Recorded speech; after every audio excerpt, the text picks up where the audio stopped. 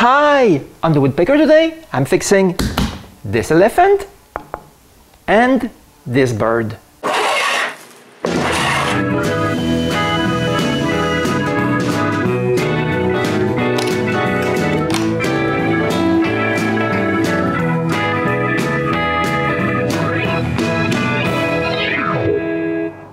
Every day, I take a walk on the bike path behind my house. I like the view. Okay, it's not as impressive as places I saw in Europe, but it's closer. I also walk by the beaver lodge in the canal. Every day, I see wild animals, like this Canada goose incubating its eggs. I also see a rabbit here and there. All the while, I'm listening to audiobooks. Sometimes I also walk the rat or our grandson. I also meet people on the bike path. Dan is one of them. One day he asked me if I could fix his broken wooden sculptures. The first one is this waiter that lost its head. Now I need to fix this. The first thing I do is to glue the splinters with instant glue. Those small pieces are easier to glue with this glue because I can hold the pieces in place while the glue sets. It's quite obvious why it broke there, because the only thing besides the glue that was holding it in place was these 3 small nails. So to make this hold better, I will put a small length of dowel. This means that I have to drill some holes. I use a centering point and I transfer the position of the hole on the body and drill it. I try to drill as perpendicular to the brake as possible. Of course, I hit the nails. This is great for my drill bit. Then with a caliper, I figure out the length of dowel I need and cut it.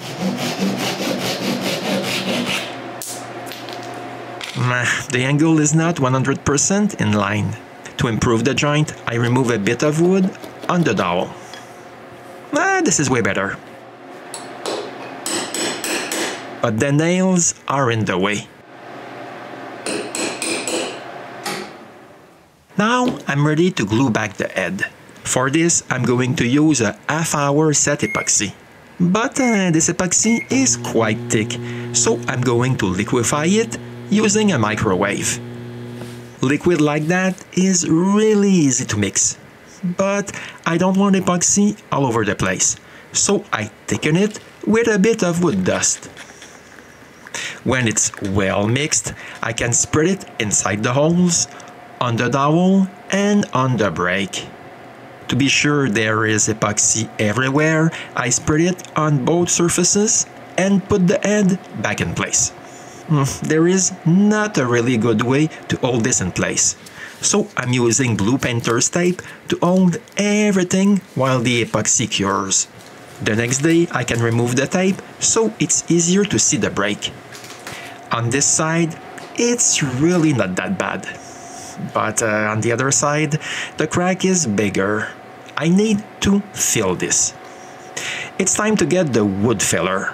But this is way too thick, so I thin it with water. I also add some dye to tint it green, just like the bird. Now it's possible to use this to fill the crack.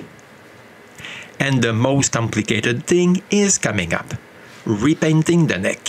For this, I'm going to ask for some help from René. René is very good with a brush. Those are some samples of the Christmas ornaments we make for Christmas fairs. I do the design and she paints them. She always paints them in batches. Those are the last ones. I need to apply the finish in my shop. Those are the next ones to be done. Let me know if you wish to know how we make them. The first thing René does is to repaint some of the white. The tape really made a great job of stripping the paint. Since we didn't want to repaint the entire head, she blended the white with the original one. Then, with one of her special brushes, she made another type of blend with the green. I must admit that repainting the neck was not that easy. Renee did her magic and it's almost invisible now. But I'm not done yet. I still have an elephant to fix. Dan is pretty hard on his wooden sculptures. This one split right here. He wants me to fix it. He tried to fix it with wood filler, but this crack is way beyond wood filler. The good news is that it's super easy to get it all out of there.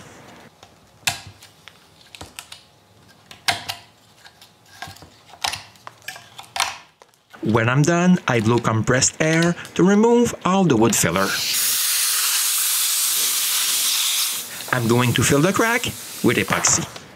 The first thing to do is to stick painter's tape over the cracks to contain the epoxy inside. This time around, I'm going to use another type of epoxy, a super slow set epoxy. The good news is that my epoxy changed color, so I won't need to add any color to it. After mixing both parts, I can pour the epoxy inside the crack. But I made a huge mistake. I overfilled it before adding more tape. Because of that, I had to remove some epoxy, clean the elephant with acetone, and stick more tape to it. Next, I'm able to fill the crack up to the rim and leave this alone for 2 days. When I remove the tape, I'm happy because the top crack is spotless. This is good news, but the one on the side has a lot of bubbles. I remove them with a thin chisel. I make another epoxy mix, but this time I add some sawdust to thicken it so it won't run when I fill the rest of the crack.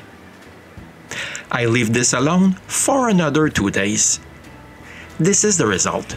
Not bad. I need to sand it smooth, but most of all, sand it even.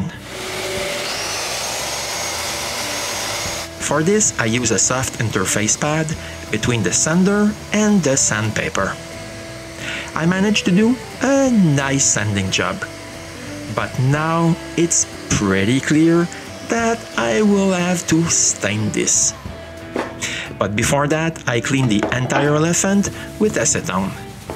Since I want to apply a new coat of shellac, I want it to be super clean. Before spreading the stain, I check it on a scrap piece. This seems okay, but when I apply it to the hardwood, it's another story.